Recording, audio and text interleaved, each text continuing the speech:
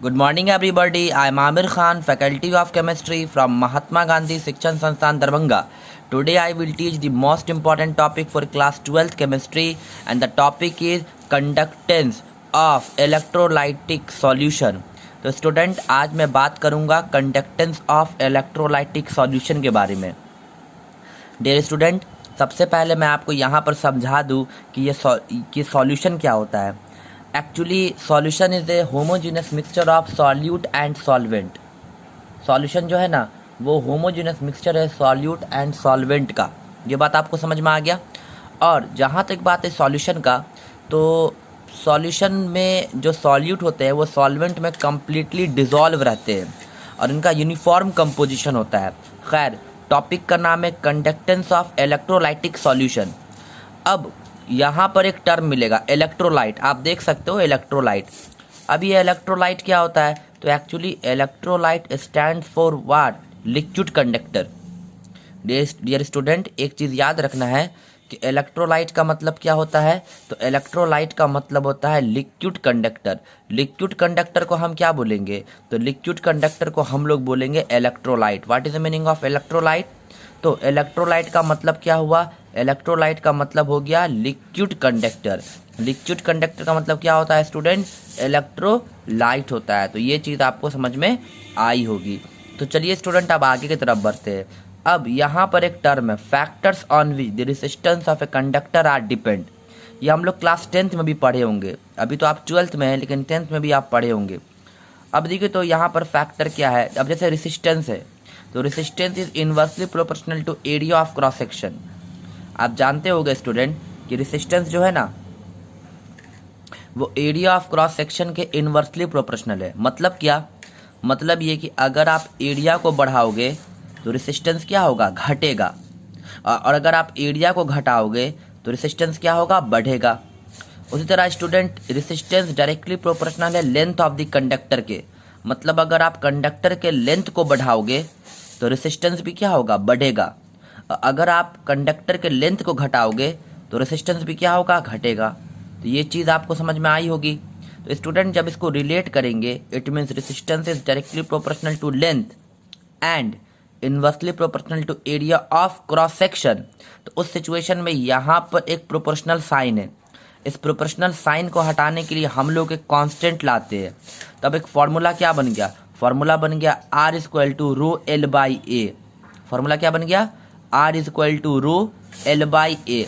और यहाँ पर जो आप रो देख रहे हो, रो एक प्रोपोर्शनल साइन है। रो क्या है स्टूडेंट? तो रो एक प्रोपोर्शनल साइन है। और आप बोल सकते हो कि प्रोपोर्शनल साइन बोलने से अच्छा है प्रोपोर्शनल कांस्टेंट। ठीक है, क्योंकि फिजिक्स का रूल है कि हम लोग किसी भी प्रोपोर्शनल कांस्टेंट को हटाने के लिए, किसी भी प्रोपोर्शनल साइन को हटाने के लिए हम लोग क्या करते हैं स्टूडेंट? एक कांस्टेंट लाते हैं। तो यहाँ पर हम लोग एक कांस्टेंट लाए जिसका नाम क्या है? रो।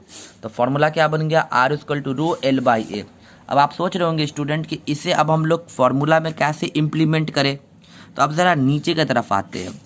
अब देखिए स्टूडेंट, अब यहाँ पर क्या पढ़ाया जाता है? यहाँ पर बताया जाता है कंडक्टेंस के बारे में। क्या बताया जाता है? कंडक्टेंस। और जैसा कि हमें पता है कि कैपिटल G का मतलब क्या होता है? Capital G stand for what? Conductance. And conductance is the inverse of resistance.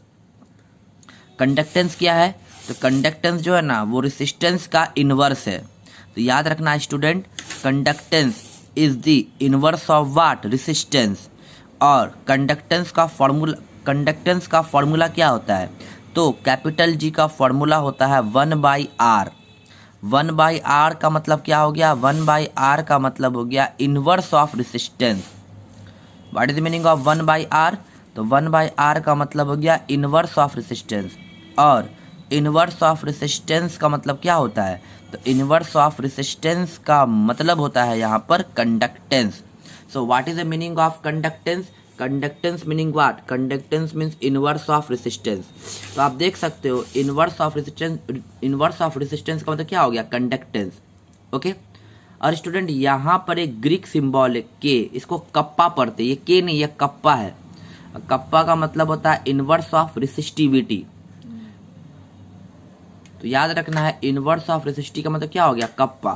तो अब बताइए तो अब 1/रो की जगह पे क्या लिख सकते हैं, 1/रो की जगह पे लिख सकते हैं हम लोग, क्या लिख सकते हैं, तो 1/रो की जगह पे लिख सकते हैं के, क्योंकि 1/रो का मतलब क्या हो गया, 1/रो का मतलब हो गया रेसिस्टिविटी, 1/रो का मतलब क्या हो गया, इनवर्स ऑफ रेसिस्टिविटी, और इनवर्स ऑफ रेसिस्टिविटी का मतलब क्या होता है, कप्पा, तो इनवर्स ऑफ रेसिस्टिविटी का मतलब हो गया कप्पा। तो अब हमारा जी का फॉर्मूला क्या बन गया, जी बराबर, जी का फॉर्मूला हो गया kappa into area of cross section by length. और मैं आपको बताना चाहता हूँ स्टूडेंट, जहाँ तक बात है कंडक्टेंस का, तो कंडक्टेंस का ऐसा यूनिट क्या होगा, क्योंकि कंडक्टेंस तो इनवर्स है रेसिस्टेंस का, तो कंडक्टेंस का ऐसा यूनिट होता है ओम इनवर्स।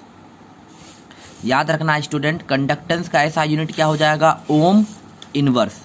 तो चलिए स्टूडेंट, ये था आपको अभी तक का टॉपिक, आज के लिए इतना ही। अब हम लोग नेक्स्ट वीडियो में मिलेंगे।